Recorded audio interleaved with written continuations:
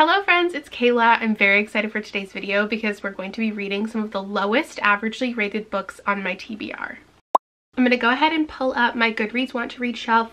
We're going to sort by average rating and grab 5 to 10 books that have the lowest rating by other people and see if I agree or if a trend continues in my reading life where I typically enjoy books that a lot of other people hate. Quick predictions. I've been saving Leave the World Behind, expecting it to show up for this. And also I recently learned that What Should Be Wild has a super low rating. So these are two things that I'm hoping to read and that I expect to show up. So the first things here haven't come out yet, so nothing yet. Oh, the first book is They All Fall Down by Rachel Housel Hall, which has a 2.89, which is super low for Goodreads. This one's in my TBR closet. I think it's a thriller. I don't actually know that much about it, but I know this author has something coming out this year or came out last year that I was interested in. But I was like, let me read this one first just to get an idea of her writing. Okay, adding that one. Side note, I'm reserving the right to DNF in this video. My goal is to read 5 by the end, which is why I'm gonna pick between 5 and 10, anticipating that some of these books will be terrible and I will want to DNF them. I'm not willing to push through a terrible book if as I'm reading I decide that it's not for me. Next up is Mercury Boys. Okay, it only has 176 ratings. The other one I just mentioned has 3,400 and some. Mercury Boys is a pretty recent release. It's by Chandra Prasad. I actually bought this recently. I haven't done a haul since I bought it. This was an anticipated 2021 release for me because I think it's about a group of friends and there's some type of magic. They connect with people from the past. Something weird is going on and I just never saw anyone review it, so I guess I never felt the push to pick it up, but then it was on sale when I was at the bookstore, so I grabbed it. Let's continue. Okay, If I Disappear. Another one in my TBR closet. This was another one that I was anticipating, but then I think reviews started coming in saying it was pretty average, so then I never felt the motivation to read it. I don't remember. Oh yeah, it's about a true crime podcast. Let's keep going. Oh my gosh, I was not expecting... Okay, I guess it makes sense for a Stephen Graham Jones. Yeah, because his books often are polarizing, but I only recently added this to my TBR. It's called The Last Final Girl.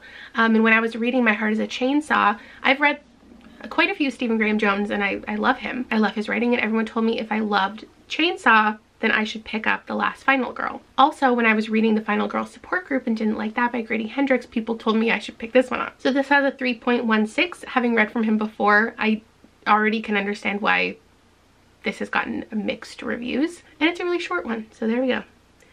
The next one is another thriller, When I'm Through With You by Stephanie Kuhn. This has a 3.16. It only has 1,000 ratings. The Stephen Graham Jones only has 2,000. If I Disappear has 5,000. I think when I originally did this video, because I did it a couple years ago, When I'm Through With You almost made it onto that video, but I already had 5. This one was on my TBR shelf, so I am intrigued by this. It looks like there's a group of people. It is not lost on me that most of these books so far are by authors of color. Oh, next up is Black Chalk by Christopher J. Yates. Actually, I knew that this one would be on here. I remember when I hauled it, people were telling me this has super low ratings. I'm probably not gonna like it. But it has 6 students playing an elaborate game. It's always sounded like something that would appeal to me. And I definitely want to know why this has a low average rating compared to The Secret History, If We're Villains, and things that you might be able to call comp titles. 2 of my predictions haven't shown up yet. Oh, there it is. Leave the World Behind. This is one of those books that everyone tells me I'm either going to hate or love, and I don't know the plot. Oh my gosh, What Should Be Wild is next in line. 3.26, 3,000 ratings. Wow, Leave the World Behind has 92,000 ratings, and it still has a 3.2 average. What Should Be Wild is a beautiful cover, and it sounds like a lot of things that I've loved before. I think it's characters who live just outside town. There's something with nature, some sort of magic or weirdness. Anthropologists, curses, yes. Okay, I'm just gonna stop there, not continue, because maybe someday I will want to know what comes next. I just count myself lucky that those 2 that I predicted were in the top 8, or the bottom 8, I guess. I'm excited to see what these are all about and talk you through if I like them, if I don't, why I think other people don't. I'll try to figure out by the end of each one who I would recommend them to. Like other books, if you liked this, you would like this. Maybe there are some new potential favorites in here. Maybe I'll give them all 1 star. Who knows what's to come. So I have decided to start with Leave the World Behind by Rumaan Alam. I can't remember where I purchased this, but I did get the large print edition, so the font is very big. I also checked out the audiobook and I quite like the narrator, so I don't know which way I'm gonna continue reading it, but I'm at page 30, so 10% through. And I really like it so far. Nothing has really happened yet. We're following a family who goes to stay in this Airbnb, and the title comes from like the listing of the Airbnb says, "Leave the world behind and come enjoy our property," or something. It's in this quaint small town that reminds me a lot of my own. There's little farms they're stopping at. They have a little wooden box to drop your money in. They're really isolated. They're just like hanging out, just getting comfortable in the place. And I think that the synopsis said something about like the people who own the house arriving at the house and saying like they aren't supposed to be there or something like that. I don't want to know anything really about this book because I've read this before and I don't want to read it again just in case it spoils something. In thinking about the reasons that people don't like books that I typically like, I feel like sometimes it's because it doesn't fit into a clear genre. That's just something that I've noticed. So when I pick up a book that's like literary but weirdly fantastical but weirdly horror, not that I'm saying that's what this is, but when it doesn't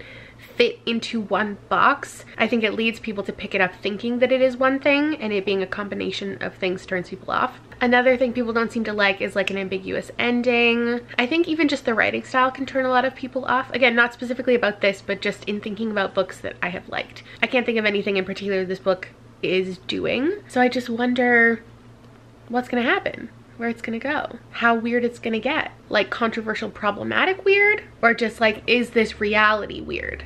It's just slightly later, it's slightly darker. I am in love with this book, but I can't really explain why.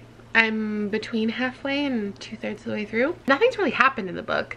It's just a lot of talking and thinking. It reminds me of The Dinner, one of my favorite lowly rated books by Herman Koch, where there's no real action. It's just like people concerned that something's going on, but we don't know what. There's people, they're trapped in a house together. There's like power outages, so something ominous is afoot. And it's either gonna end in one of two ways. Something ridiculous at the end, like an alien shows up and abducts the entire family, or it's just gonna end and we're not gonna get any explanation for anything. And I'm honestly down for it going any which way. Naturally, as all of you predicted, since you've been telling me to read this book all last year, 5 stars, incredible. This is already in my top 10.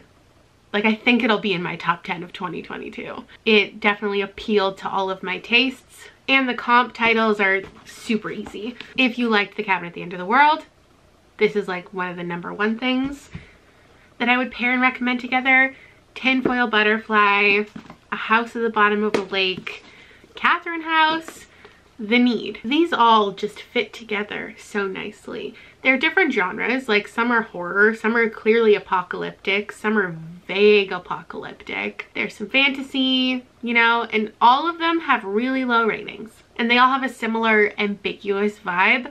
This one, I can see how it would be, of all of these, the most angering for people. I don't even need to look at any reviews. I'm going to, but just upon finishing this book, the way that it ended, it's almost funny. Like what this author just decided to do to wrap this whole thing up. The way that he decided to speak as this kind of overseeing voice and making these just absurd observations, like later they would come to see this moment as the beginning of something. Ugh, I loved it. So happy I decided to kick it off this way. I'm gonna read some reviews, and if there's anything else that I feel like touching on, then I'll come back and do that. Okay, so I did end up reading some reviews for this, and there's like 2 main things that I came away with that I totally understand. One of them is like the graphic language and the sexual nature of this book. We are following this family, and the book literally talks about like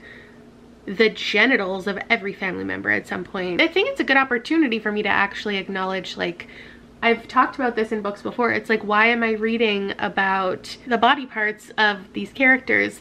But for me, it comes down to intent a lot of the time, especially if it's like the character just being alone with themselves and talking about their body, their own sexual thoughts, I guess. The book so interestingly toes this line of like disturbing and provocative content. The intent is to make you feel strange and like wonder why in a book about this topic, why we're spending time learning about what this character is doing or reading a page-long grocery list. And that's what was so effective for me, was in this type of story, the things we're learning about doesn't seem to be the things that we should be learning about. The other thing that people do not like is how overwritten it is.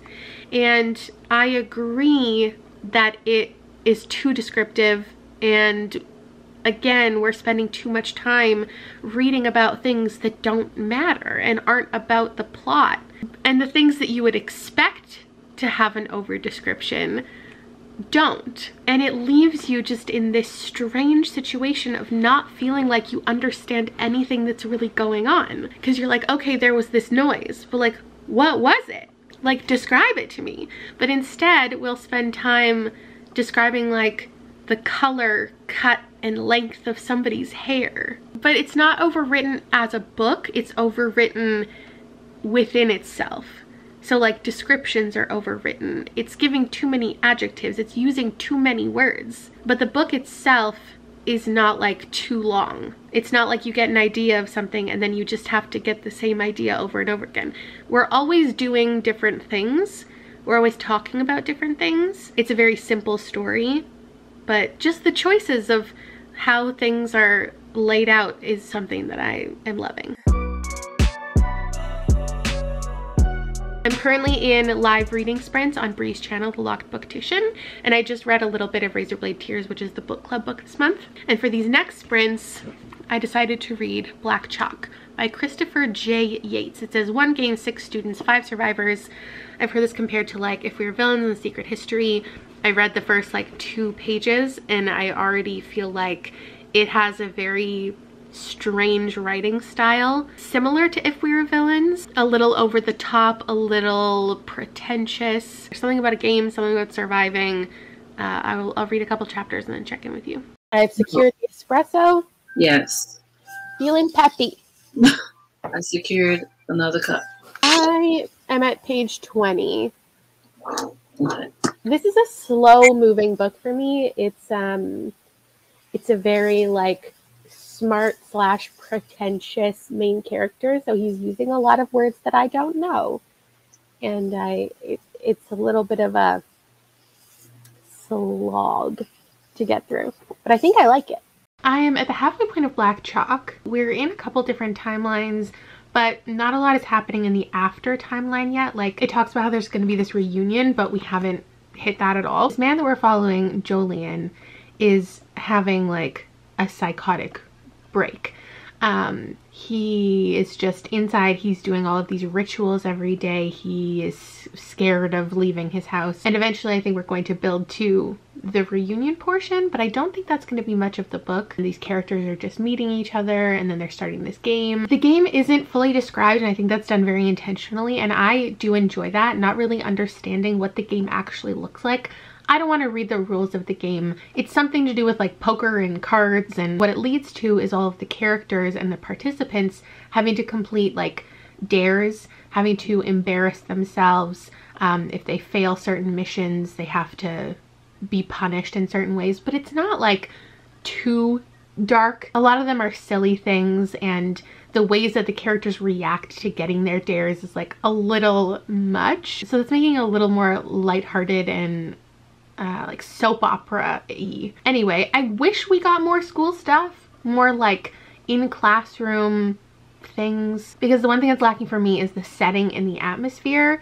These characters could be anyone, like beyond just the idea of them being privileged and rich and having the free time to dedicate to this stupid game. It doesn't feel rooted in its setting to me, but I am having a good time. The characters are all very interesting to me. The dynamics are interesting, but it's been kind of confirmed to me at the halfway point that things are not exactly as they seem, and this isn't the type of book I think that's going to try to pull off some plot twist. I think we already know that our main character cannot be completely relied upon, and we're slowly finding out more of the story. And it's very intentional when we find out certain things. So I'm interested and I'm gonna finish it. Well, I'm obviously gonna finish it. I mean, like, I'm gonna finish it right now. We have another winner. It's a 4-star, I think. I think Rob's wondering why I'm filming in this strange location. You can see that I didn't make my bed. The ending was a little bit too much.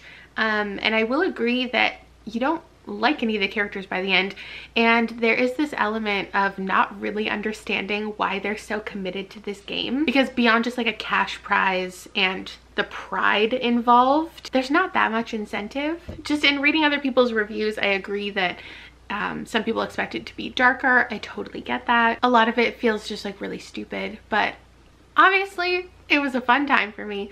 I would recommend this for people who like The Goldfinch and The Secret History and Our Violent Delights. I found it fun, but there's not enough reasoning behind everything. And if you need to like the characters you're reading about, then I wouldn't recommend it. I thought it was a really interesting look at loneliness and guilt and regret and like what that does to a person. I liked how things ended. It is like relatively predictable. The stakes aren't too high. 4 stars from me. Next up, we're moving on to Stephen Graham Jones, The Last Final Girl. I don't have a physical copy, but the audiobook's only like 5 hours. And since it's so short, I don't want to know too much going into it. Everyone tells me it's a love letter to the slasher genre. It's about a serial killer that they call Billie Jean, who wears a Michael Jackson mask. And we've got a cast of characters like Homecoming Queen, the Virgin, the Misfit, a former final girl, and I think they're all gonna, I don't know, come together to defeat the serial killer. It sounds really fun, but all of his books, especially his short ones, get really mixed ratings, like 1 star and 5-star only. And I've always rated his short things super high. Actually, I've rated every single book I've read from him either a 4 or 5 star. So I can't imagine this going poorly, but I'll check in with you soon. I am so gutted I don't have a physical copy of this book. I'm having such a good time reading it, and I think I would be enjoying it even more if it was a physical copy, because it's written like a movie script, like a transcript. And I just looked at the Goodreads and the synopsis is actually written like the same way. So it's funny that skimming the reviews, there's 2 things that I'm seeing. One is that people are DNFing it. I will say this is a very easy book to DNF. Like, it's an easy book to put down. I've already listened to it in probably 5 separate sessions, even though it's so short. Because it reads like a transcript, you never really feel inside the story. It's like reading a play. Like, I would never read a play in one sitting. And the other thing I'm seeing is that people just don't like how it's written. And a lot of people say that they're surprised by how it was written, but the synopsis itself goes aerial view, a suburban town in Texas, everyone blah blah blah. Then it goes zoom in, homecoming princess. Like, it does give you the vibe, but maybe people don't realize how like campy and descriptive it's gonna be. It's like you're watching a movie and it's describing a movie to you. So the book is written like the camera moves to focus in on this character. Over her shoulder we see this. Cut to a magazine floating down the river. This boy comes into frame. Us as the audience want the best for him, but we have an ominous vibe. A slow music starts playing in the background. Like, that's how it's written. It's so self-aware to the point of obnoxiousness, and I'm obsessed with it. The characters are ridiculous. The dialogue is ridiculous. None of it is realistic. It feels like watching a scary movie. There's so many movie references, like tongue-in-cheek to the audience, but also the characters to one another. Anyway, having a great time. Probably gonna finish it in just a second here. I don't know what to rate this one. I don't think it's a 5, but it feels more than a 4. So I guess 4.5 is where I land. It could have been a little less confusing, especially by the end. But I also think that's kind of a special quality that it has.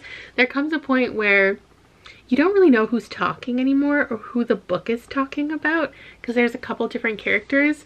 I don't know how to describe the plot. It's like a battle to be the last final girl. I really don't know who I would recommend this to right now, like just initial impression is I wouldn't recommend this to very many people. At least with the other books I can think of other titles, but this one is written so uniquely and I think will annoy a lot of people, both in the style itself and like how the book actually goes, that maybe if you liked his shorter things and you like My Heart is a Chainsaw, which is almost equally unpopular, you could dig The Last Final Girl too, but this one's tough. I really understand the low rating for this one.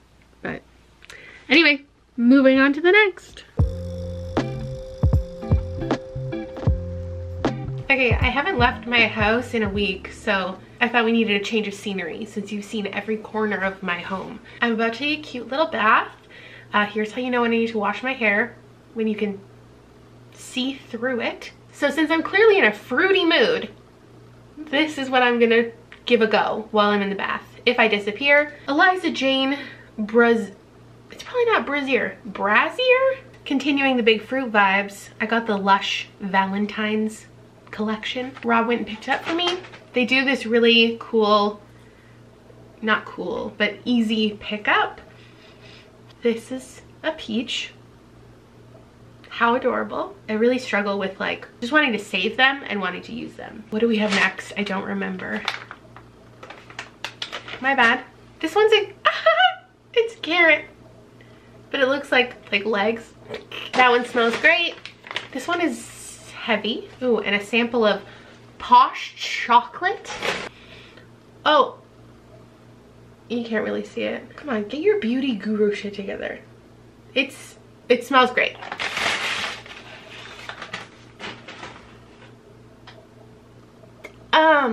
Oh, this is an eggplant.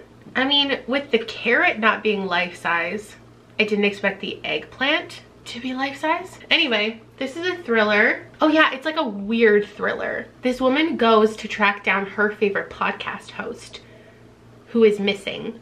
And then she arrives at this isolated ranch and apparently a bunch of women have gone missing like from there. Just based on the cover, I think it's gonna have some super weird vibes. Might also try out the audiobook if there is one. Because if there's a podcast element, like I do want to listen to it. All right, let the bath commence.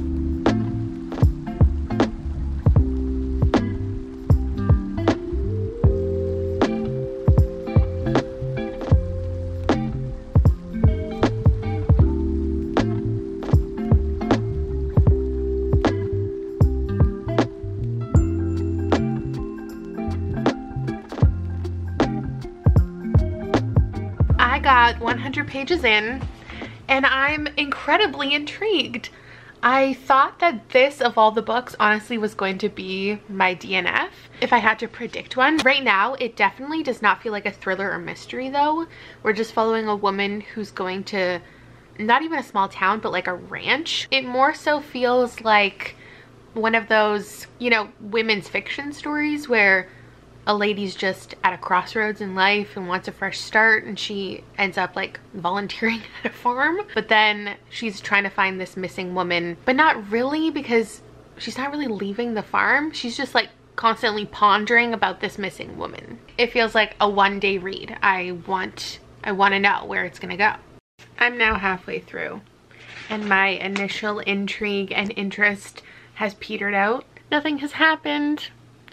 I don't know where the story's going and I would DNF as predicted if I didn't want to know like the actual like where is the podcaster. Part of me just wants to skip to the last page and find out where she is, but I think it's gonna be really boring. My initial intrigue was there because I was expecting it to turn into something more, but right now I just don't feel like reading it anymore. And I was hoping that there were podcast sections in it, and there aren't. I finished it.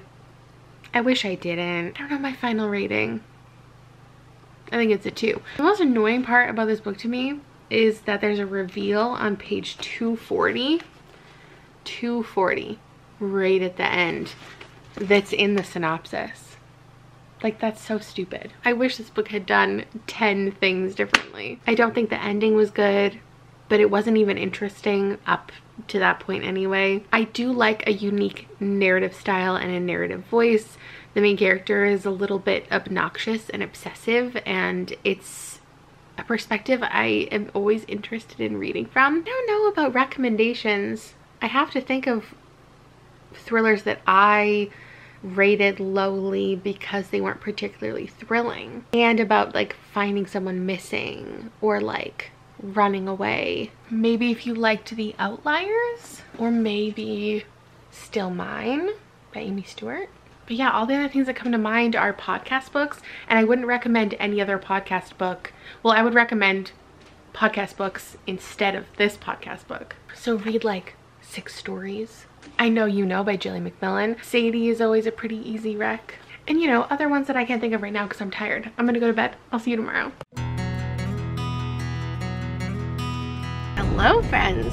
I'm leaving the house today. It's happening. She's doing it. I'm getting groceries. I'm also gonna stop at HomeSense because I haven't been in like 2 months, and I got some gift cards for Christmas. I have What Should Be Wild by Julia Fine, though you already knew that because of the title card, because editing Lala is great. Actually, yeah, as far as personas go, let's say on camera, Kayla is Kayla. The girl who edits my videos, that's Lala. And she's way more talented than me. Anyway, I am gonna grab the audiobook of this so I can listen to it while I drive into town, and then maybe while I grocery shop. I've never done that in my life, but I see people walking around the grocery store with headphones in. It's probably not like this wild concept to anybody, but it's never occurred to me to listen to music or a book or a podcast while I'm grocery shopping. If that's something that you do, tell me about it.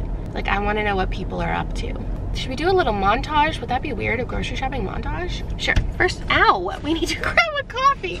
No, I don't need the trouble. I can't think straight, can't concentrate. Feels like I'm seeing double.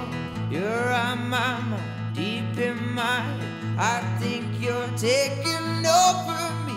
Do you feel it now? So, the most exciting thing that I got from HomeSense is a laundry basket, because that's how exciting I am. And I'm never grocery shopping again without listening to an audiobook. That really just improved my whole experience. Basically, this girl, if she touches things, they die. If she touches dead things, they can come back to life, including like plants, animals, people, anything. And then there's another girl from the past. We're in like the 1880s, and she has something going on with like, she wants to reproduce a child, like she believes that her lineage could be perfect, and so she's trying to find a way to like have a baby, but she can't because she's really sick. And then somebody encountered somebody in the forest. Okay, I'm sad about it, but I'm abandoning, not the book, the audiobook at 130 pages. I thought it was just because I was in the grocery store and maybe I wasn't paying like the best attention, but no, it's the audiobook. One thing that's not in the synopsis, I just read the synopsis, is half this book isn't even from this main character's perspective. It's from 10 other people's perspective. Like, that's not mentioned at all. It talks about that Maisie has female ancestors who also vanished in the wood. She's descended from a long line of cursed women. And then it goes on to say Maisie encounters a strange world filled with wonders and deception, blah, blah, blah. But like every other chapter isn't from Maisie, it's from one of her ancestors. And the audiobook, the voice actor is very talented. Like, I enjoy listening to her so much, which is why I'm sad about stopping. But like, they're indecipherable from each other. And it's more so when it goes from the ancestor back to Maisie, it doesn't say, like, it doesn't say Catherine 1223 and then Maisie, whatever year we're in, it just goes back to this. So it's easy to like not realize the chapter is finished. Even though it is like first person and third person, and it really shouldn't be that hard, it's hard. Like, I just don't know if I'm supposed to remember that Helen was 1666 and who she married and what she accomplished. And if Mary from 1708 is gonna come back and I'm supposed to remember her storyline. And I don't really know why I care at this point either. The concept itself is interesting because Maisie's mother died while she was pregnant, but Maisie continued to grow.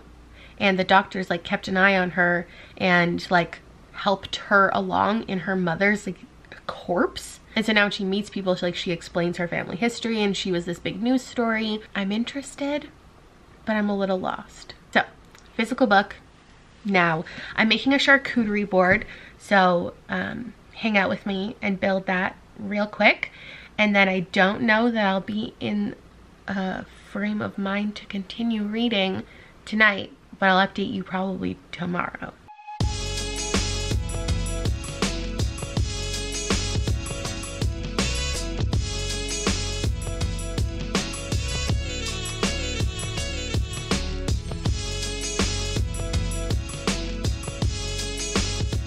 Bad news, friends. This was a bad book. I think I'm giving it 1 star. I think this is an interesting idea. I love books that have nature as part of like the magic system or the reason that the world or the book is weird. And I just don't think it ended up being magical enough. And all of the concepts that the author had never really went anywhere. I believe this book didn't have direction. I think Maisie's main story is such an interesting one. This girl who grew up not being able to touch anything and not having like physical attachments, not really interacting with the world around her, and then having the opportunity to branch out. But then like there were so many different conversations and elements to her personality that we could have explored, but we ended up just following her like walking through the woods and like falling in love with this guy for really no reason. And I don't feel like any of the side characters were well written. I don't think even Maisie as a character was fully developed. And then all of the ancestors, there was just too many of them. And I don't feel like there was any real point to their stories besides just wanting to include ancestor stories. Again, it is an interesting concept. The idea that there are all these women in her life and the things that they've all dealt with and the ways that they had to break out of their own situations. Like there's this common ground, but it never went anywhere. Especially in like, once we got to part 3, nothing happened. Like there were no interesting reveals, there was no change in anything, there was no real stakes that felt like anything mattered. There's something that just didn't match up with me with the writing style itself and the story that it was telling. Because a lot of books like this that are just weird and kind of ambiguous, it's like you don't really understand what is going on. It's almost a fabulous style where the things that people are describing, they're not describing in a way that you're meant to really understand what that thing is. I love that ambiguous vibe. But the writing style took itself too seriously to pull that off.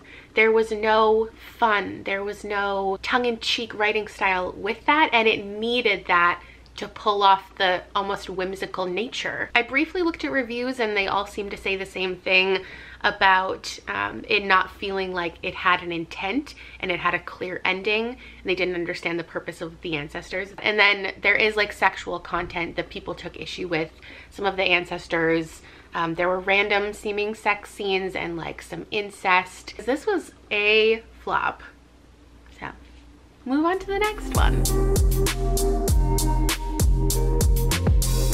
Today is an errand day, so it started with dropping off Liam's hockey skates to get sharpened and is ending with picking up my dad from physio, with about 20 things in between. And while I'm out and about and driving around, I'm going to start They All Fall Down.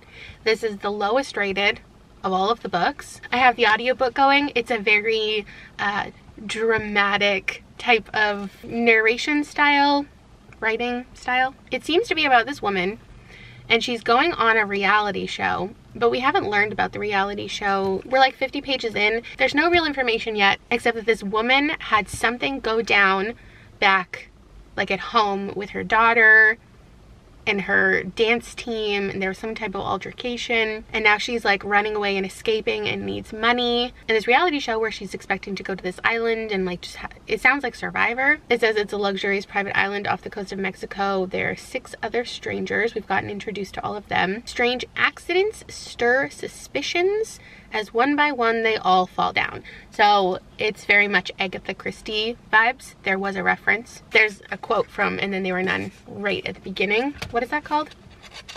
An epigraph? It's fine so far. I'm not going to bore you with like a montage of my day again, but I will come back to you at the end of it because this feels like a pretty fast read. Okay, I'm home now. I'm ignoring my family. You can hear them listening to TV in the next room. I ate food from the food court and I think that was an error, but good news. I bought more stuff from the Sunday Sleep collection from Old Navy. so that's great. I'm not too much further into this, but I'm determined to finish it tonight because I just really want to know when it comes to a thriller. Well, I wouldn't call this a thriller, maybe a mystery. I just want to know why people don't like it, and if it's just like a bad twist, or I'm wondering if because it's based on And Then There Were None, like maybe it's too on the nose and it's literally the exact same story, or maybe it's just gonna be really boring. Like I just want to know what it is. They've all been lured to the island under false pretenses, and we still don't really know that much more. I stayed up and finished it. Was it worth my time? I don't know. This is a pretty like standard 3-star mystery to me. I've read quite a few mystery books that end up being 3 stars that I'll just never think about again. They're just okay for me. I understand why people like them. I still recommend them to people. Unfortunately, because this is so closely tied to And Then There Were None, like that's why I think the majority of ratings are lower, because as a retelling it doesn't improve upon the story, and the things that are so good about And Then There Were None weren't as good in here. So like the characters just didn't get the same time and attention, and by the end you don't really know them. They're not super distinct, so that's tough. And then the way that Agatha Christie handles reveals, I think just enough time is spent there. But in this one, I've talked about before how I don't like a big villainous monologue. A little one's fine, but when it goes on and on, that's when a book loses me. And this one, the monologue was done in an interesting way that was not good. Like with a lot of books that I've read for this video, the characters are all unlikable. The way that they talk about each other is not nice. People critiquing other people for their weight and their habits and everything under the sun. So I'm sure that contributes also to people not enjoying it. The main character is not a likable protagonist, which is a pretty common theme amongst really lowly rated books. I thought she was interesting. I feel strongly that this was an average 3-star thriller on par with most 3-star thrillers. So I'm not mad about this. And we're moving on to the next book. It's a very sunny day. I'm hiding in the corner so I don't look like this. Today I'm starting Mercury Boys. This seems like a strange mix of reality and surrealism, because there's this group of girls. We're following one main character, Saskia. She recently moved to this new town with her dad. She doesn't really have much of a relationship with her mom, so she's going through a lot and is looking for, you know, something to do with her time. And she ends up making friends with this girl, and they go to that girl's like library job where she needs like a key card to get in, and she's only like 15. But her and Saskia get into this room where there's like mercury, just like that they can touch, and they touch the mercury, and they touch these, what were they called? Daguerreotypes, which are like old photos, and basically it makes it so the people in the photos they can talk to and they can see, but like only in their dreams. And so they have this little club. That's all happened in the first 30 pages, and I don't know what's gonna happen from here. It says there's gonna be like jealousy and danger. So like I always say, I'm interested to see why people don't like it, because if you read this book you're already interested in like the weird mix of magic, and that's what I find sometimes when people don't like books, is because there's like unexplained magic that they didn't know where was going to be the book. But this one, like, that is the plot, so I want to know what's happening. I will say, and I'm normally not this nitpicky, but page 12 had an incorrect fact and it doesn't matter and it doesn't affect the story in any way, but Saskia sees her dad watching Gilmore Girls, and she goes, "What episode is this?" And he says it's the one where Rory steals the yacht, which is super weird because I'm currently in the middle of a Gilmore Girls marathon. I read a book, I watch 2 episodes, I read a book. I'm like rewarding myself, but also forcing myself to take the show slowly because I haven't rewatched it in a really long time. And right now I'm in the middle of season 6, and season 6 is the one where Rory steals the yacht. So if I hadn't just seen this, I wouldn't have paid attention, I wouldn't have cared. But in that same scene, she goes, I'm staring at the frozen, like he paused the show and it's a scene of Rory and Lorelai sitting in Luke's diner laughing over cheeseburgers. And that's not a thing. That doesn't happen because in all of season 6, Rory and Lorelai are not talking. And after she steals the yacht, they do not go back to Luke's. And obviously it doesn't matter, but I don't like it because you can't just throw in a Gilmore Girls reference if you're not going to be accurate, because it means you're not a real Gilmore Girls fan. Anyway, let me continue. See if there's anything else I need to fact check. Just kidding, I don't care. I don't care. I'm telling myself I don't care. Listen, this book is not good. If there was a book to DNF in this video, this is the one. But I'm not gonna DNF this one. Like, it's one of the last ones for the video. I have time to finish it. It still has an interesting plot. Not during Black History Month. Like, this is not the one to DNF. I'm just kidding. Oh man, if I don't finish it today, it's one of those books that if I wake up tomorrow and have to pick it up again, I just won't. This book is so confused as far as tone. I tried to pick up the audiobook because I thought I could just speed it up and fly through the rest. But unfortunately, the recording of the audiobook, every page has a segment that I don't know if the narrator just had to re-record or if they re-recorded the audiobook after the book was edited, because it will be in the middle of a scene. Here, actually, I'll listen for a second and I'm sure I will find a part as an example. Paige handed her another drink. Saskia swallowed it in one go, feeling invincible. She spun in a circle, faster and faster, her unruly curls flying around her face. Even when she stopped, the room kept spinning, round and round, a never-ending carousel.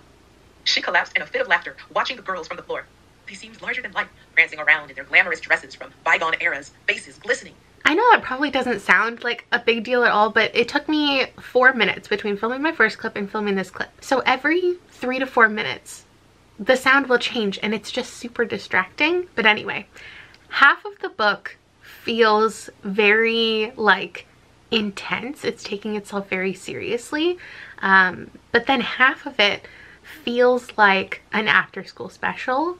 The dialogue is just the cheesiest thing in the world. Like, there's just some really stereotypical scenes with really stereotypical dialogue.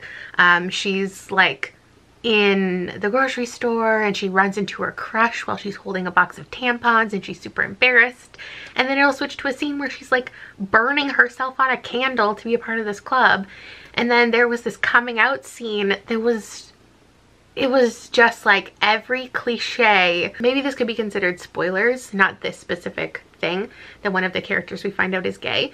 But like the thing I'm about to say, so you can skip ahead just a couple seconds. But we find out one of like the Mercury boys, she actually has a Mercury girl friend. But in that scene, it's very much that like, well, why didn't you ever tell me? Well, I was embarrassed. I didn't know what you would think of me. And like, oh, I had a crush on you and I didn't know how to tell you. And then it was very downplayed, like these scenes often are when a character who's queer doesn't get the full development that they could in the book. That character gets written off really easily by saying something like, well, I don't want to make it my entire personality. Like, I have no desire to wrap myself in a rainbow flag and run through the school with an LGBTQ flag. And that's exactly what happened in here. And now, like, we're never going to get any more about her and that identity, which is just a missed opportunity. I have a lot of other feelings, but I'm gonna finish it now so I can have these official feelings, because there's so many places this book could go and I wish that it was.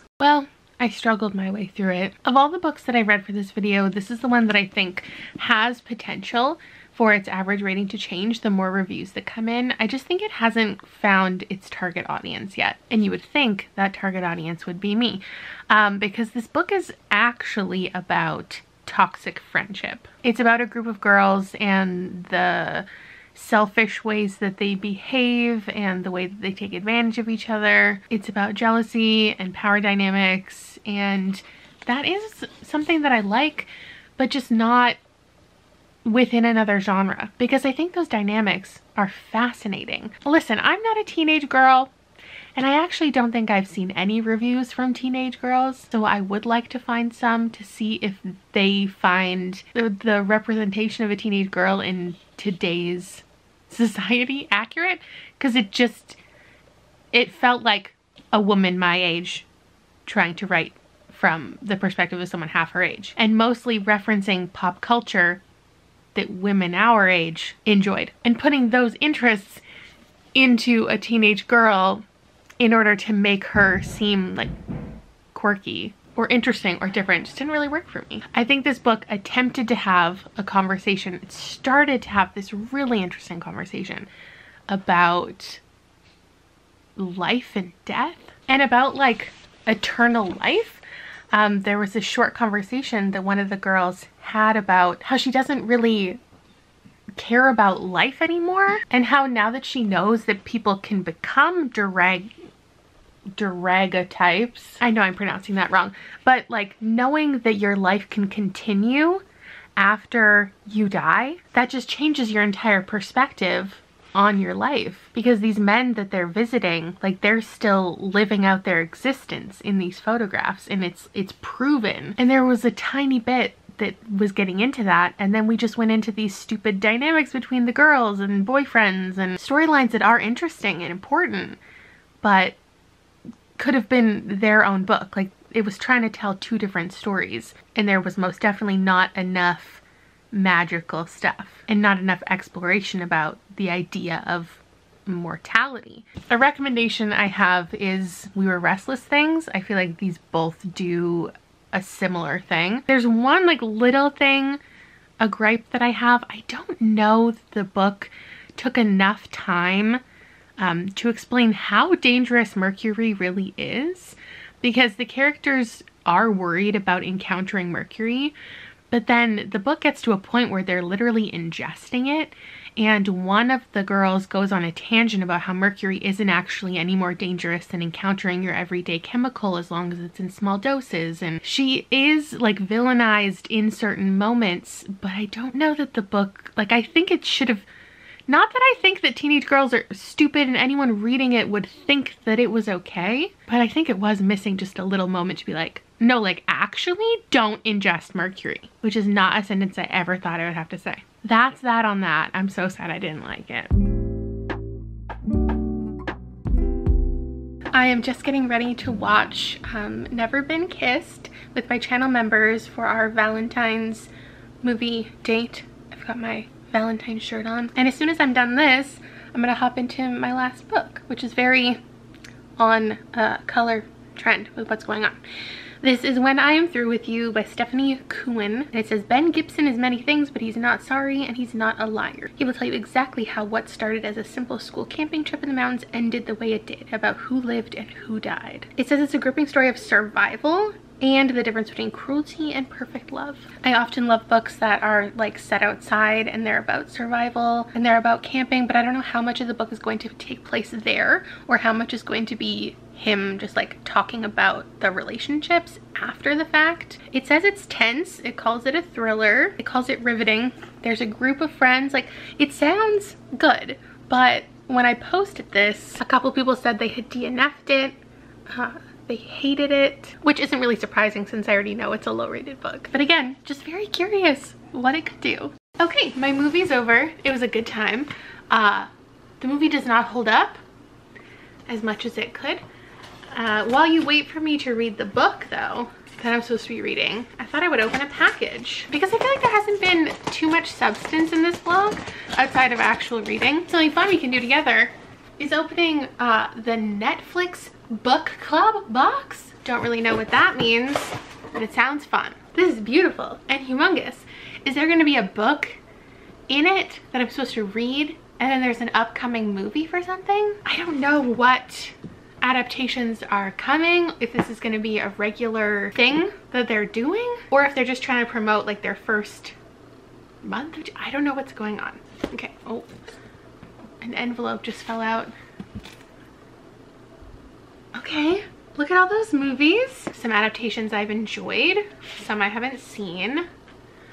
Oh, Uzo Aduba is doing a book club with Netflix.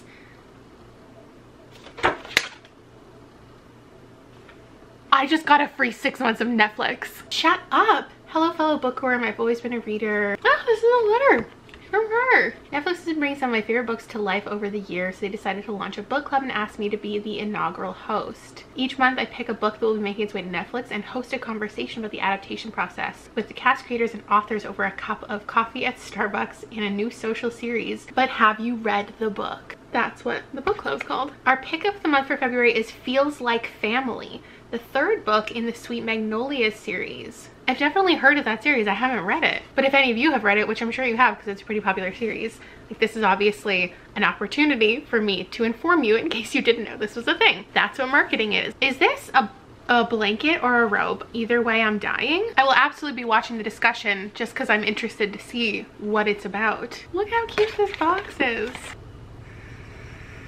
That's nice. Oh, there's the book. How cute, and it has a little sticker on it, Netflix Book Club. I wonder if that's gonna get popular enough that like that'll be a sticker on books, like in the store. This isn't something I would gravitate towards. It intrigues me enough as a concept. These are socks.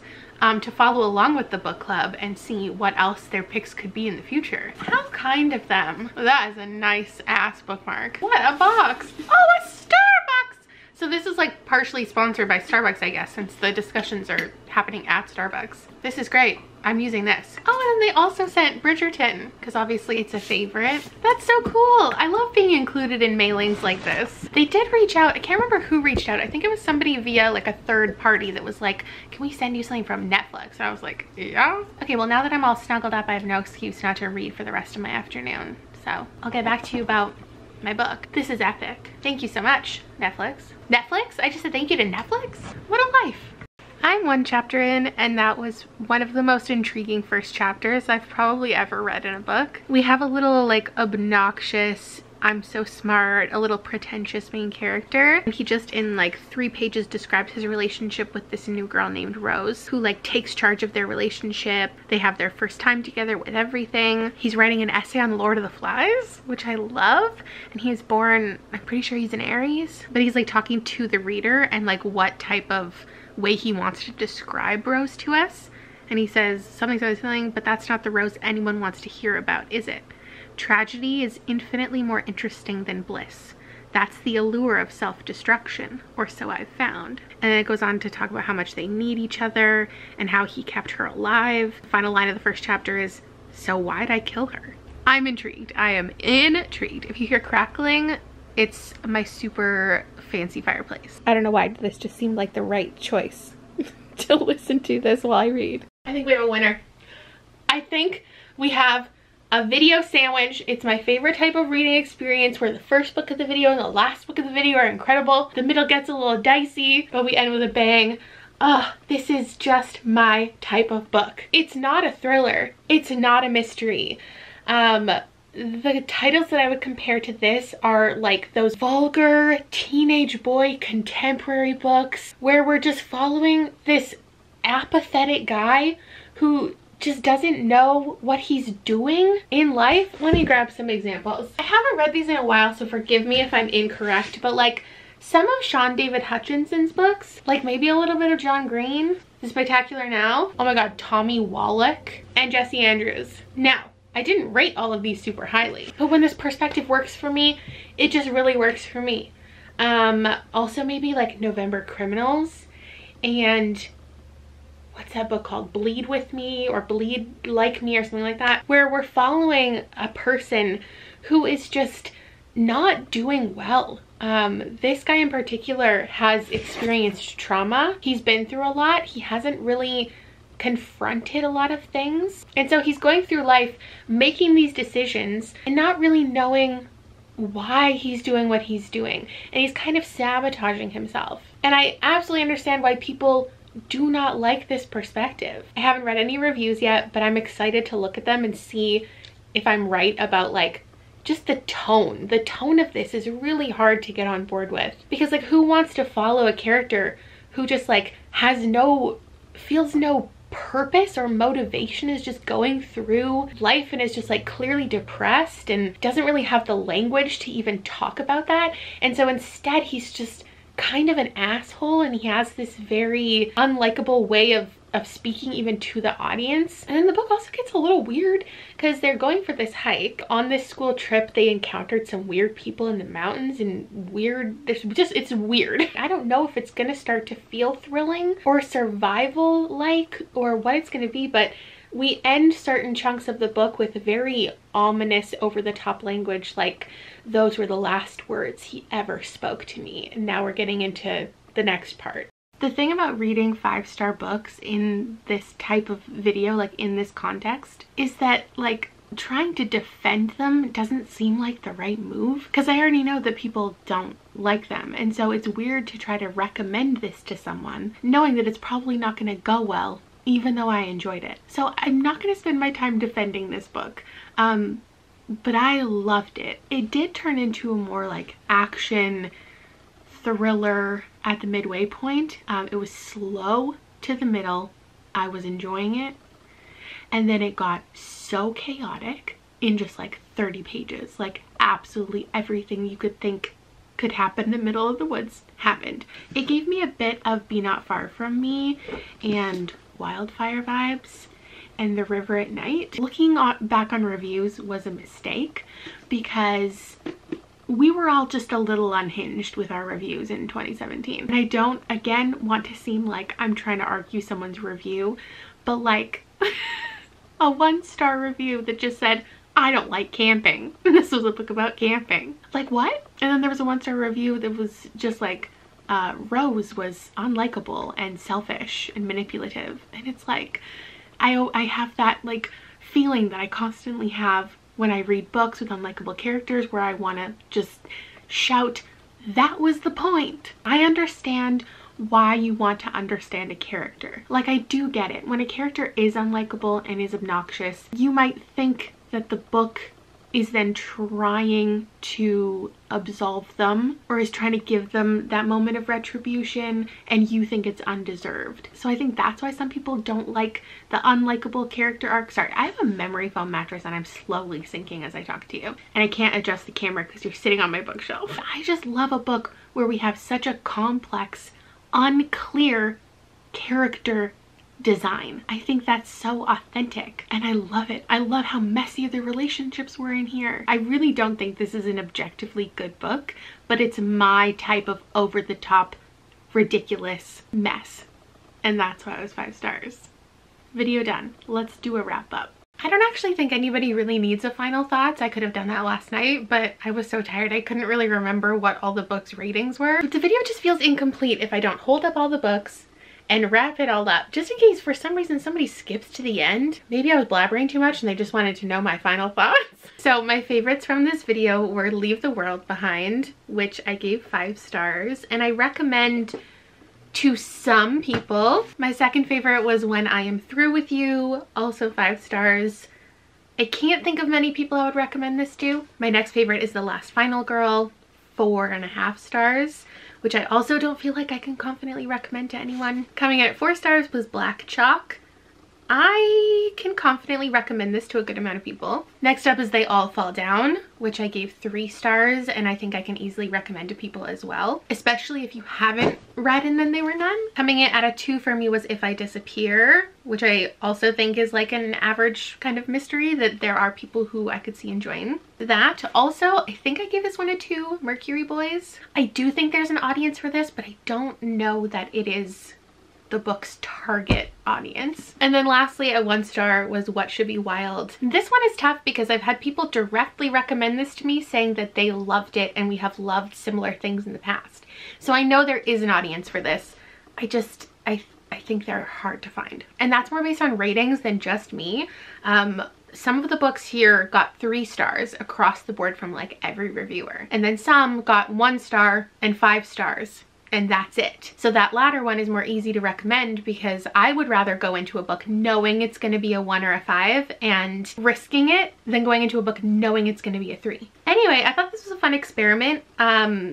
There are definitely things that these books have in common. For quite a few of them, it's what seems to me like not a fully planned out book. And the other thing is characters that you don't connect to, whether that's intentional or because of poor writing. Compared to the first time I did this video, I don't feel like there are as many overtly offensive things that I know people hated or that I hated that would make me say like, this is not a book for anybody. There is an audience for all of these, and if you are that audience, I'm so happy for you. Clearly I was for a couple of the titles. I had a good time. Thank you so much for watching. Let me know if you've read any of these and any of your thoughts, whether they're agreeing with me or disagreeing, and I will see you later. Bye.